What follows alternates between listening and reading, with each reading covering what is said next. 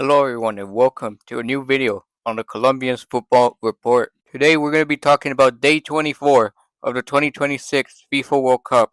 Now before we get into the games today, make sure you subscribe to the channel because 78% of the people who watch my videos are not subscribed to the channel. So make sure you subscribe so that I can continue to grow and make better content in the future.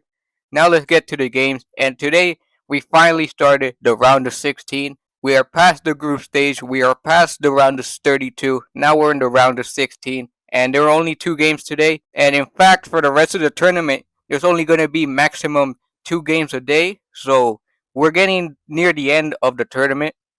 And the first game that took place today was Canada versus Morocco. Canada playing on July 4th. So it's a bit of irony there. Canada, the neighboring country of the United States, playing on the same day as the 250th birthday of the United States. There may even be fireworks in the background. I hope that you guys can't hear that, but it was still a very special day for Canada because it was the first time ever that they would play in a round of 16 game. And Morocco, obviously, they already made the stage last time. They made it all the way to the semifinals, and they want to do it again. And they're only one step closer to making it to the semifinal once again because they beat Canada 3-0. Granted, I do think it was a flattering scoreline in Morocco's favor because Canada were definitely competitive in this game. In fact, in that first half, they were probably the slightly better team. They had more dangerous chances. I think in the first half, the only chance that Morocco had was a half shot from far out from Rahimi, but it was well saved by Crepeau with no problems. So Canada still had the majority of the dangerous chances in this game. Jonathan David, only 4 minutes in, he had to get his shot saved by Bono on a difficult angle. And then just a few minutes later, around the 10th minute, Oluwaseyi was one-on-one with the keeper, but Bono once again made a very good save. And if he scored that goal, this game would have been a lot different from what it ended up being. And despite the fact that Canada were the better team, the rest of the first half, it kind of like slowed down.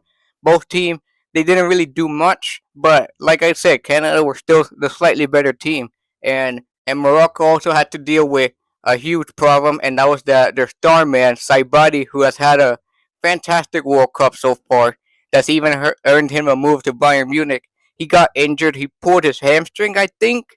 Hopefully, it's less serious than what I think it is, but he got subbed off just 22 minutes into the game, and that's why Rahimi came on, and that's why he had that one shot that was straight into the hands of Cripple in that first half. But in the second half, despite Canada looking to repeat what they were doing in the first half, it was Morocco who ended up getting on the score sheet, and it was their real first dangerous chance of the game because after a foul from De Fugeros, it led to Hakimi having a free kick on the right hand side. And instead of putting the cross in, he very intelligently decided to pass the ball to Onahi, who was on the edge of the box with some space, and he finished it into the corner of the goal. Nothing that Crepeau could do to save it.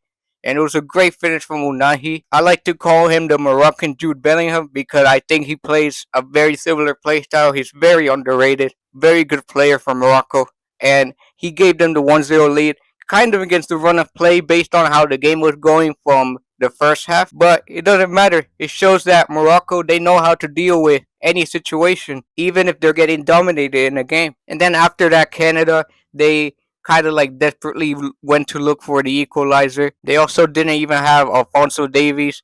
He wasn't fit enough, I guess, which I thought he was fit enough because he came on off the bench in the last game, but he didn't do so in this game. Canada, they kept attacking and they had to force Bono to make some clearances, but no like real tough saves, at least not until Buchanan had a shot from long range that somehow managed to go on target, and Bono had to get down low quickly to save it. That was probably Canada's most dangerous chance of the second half. But despite the fact that Canada they kept pushing and Jesse Marsh made attacking substitution, they just couldn't find that goal. And eventually, in the 82nd minute, from a counter attack, Brahim Diaz he passed the ball to Onahi and he finished it off brilliantly. And he had his second goal of the game. And it was a lethal counter attack for Morocco. They're very good on counter attacks. This is why they're a team that you cannot give any space to at all because they just have the attacking players that are able to exploit that space. And after they scored, they kind of caught Canada like in a messy situation because Canada they were not secure defensively. Basically, everyone was going on the attack. So that led to Morocco having another dangerous chance when Rahimi he hit his header off the crossbar. It could have been 3-0 for Morocco in that moment. And despite the fact that Canada they still kept trying to get themselves back into it. They had a free kick. I think Eustachio had a decent game for Canada, but besides that, they didn't really trouble Bono that much in the last few minutes. And after a ball was cleared away, it led to another counterattack, and it led to Brahim Diaz once again leading this counterattack, and he found Rahimi with pace, and Rahimi he managed to finish it into the corner of the goal. Crepeau couldn't save it, and Canada they won the game 3-0. Granted, it was definitely a flattering scoreline. I think Morocco they still deserve to win, but probably not 3-0. Probably should have ended like 2-1 or 2-0. But Morocco definitely take that 3-0 win, and these guys are dangerous, and they could give anyone a game. It will be very interesting to see how they could do in the quarterfinal.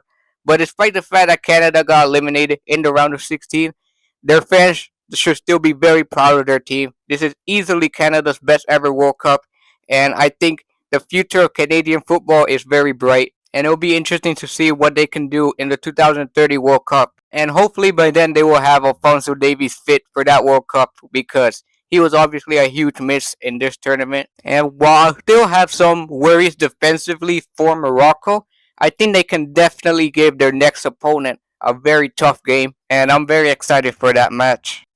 And you may be wondering, what is that next game that Morocco have? Well, it's against France because they beat Paraguay 1-0 to eliminate Paraguay in the round of 16. Despite Paraguay having a very good defensive game, they really frustrated France, especially in that first half. Like, I think in that first half, France didn't have any dangerous chances at all. Like, they didn't create anything. Neither did Paraguay. It was kind of a dull game, but they still defended very well in that first half. The likes of Cáceres and Alonso, they were very good in the fullback positions, and I would say all three center backs, they were very good. And Almiron on the counterattack, he looked like he was creating something. He's always a very tough player to stop because of his pace.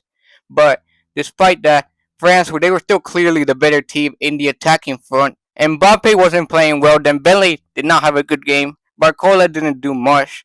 But I think Olise was still decent enough. He had some good actions here or there. I was impressed by Code. I didn't have this player on the radar really for France, but I think he had a good game today. And the star player for France today, and to me, the man who deserved man of the match was Upamecano. He was very solid in defense. Paraguay barely attacked, but when they did, they literally could not get past Upamecano. And Ciso's a great player, but he couldn't get past Upamecano. And in the second half, it was kind of more of the same thing. France really struggling to break down Paraguay, but Paraguay just doing nothing on the attack. And this is where the game started to become a little bit more violent because in the second half, Paraguay they put in much more tackles than they did in the first half. And I'm honestly surprised that they didn't get a yellow card in this game. I think for sure they deserve to get a few yellow cards. Granted, I saw some people say that they deserve a red card. I wouldn't say that they deserve the red card simply because I don't think they put in like incredibly strong slide tackles, but they definitely put in tackles that should have been yellow cards. So the referee definitely was not up to standards in this game. But it should also be noted that the Europeans need to understand that this is the way Paraguay have always played. In South America, they have a reputation of being a defensive and very strong and physical team, and they're never going to change that philosophy. That's the way they've always played. And France, they just couldn't deal with it until the substitution of Desiree Doué kind of changed things for France because he was a player who is able to dribble in tight spaces, and that's what France needed because they needed someone who could maybe force a penalty, and that's exactly what Desiree Doué did. Thanks to his fantastic dribbling, it led to Gomez causing a penalty, and after a VAR check, the penalty was given, and Mbappe he easily scored it, despite the fact that some Paraguayan players were trying to mess up the penalty spot beforehand. And after that, I would say that on the counterattacks, France they had some dangerous chances where Orlando Hill was forced to make some brilliant saves, especially on Mbappe. He made a brilliant double save, and that's because At that point, Paraguay, they pushed up the field to get the equalizer, but they just couldn't create any dangerous chances. I think they only had like one shot on target. They tried to force errors from the French backline, but they just couldn't. And the few times they did, they were still able to deal with it afterwards. So, in the end, it was a comfortable win for France, despite the fact that it only ended 1-0. And I think Paraguay defensively had a good game.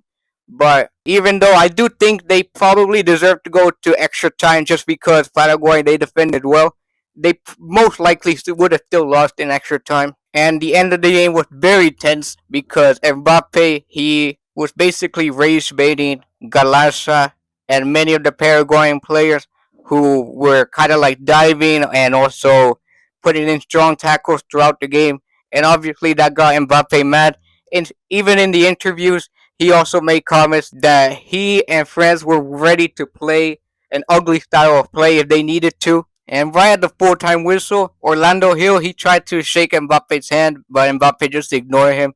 And that's despite the fact I think Orlando Hill is the only one who really didn't deserve it because he didn't put in any tackles. He's literally a goalkeeper. But it was definitely a dirty game.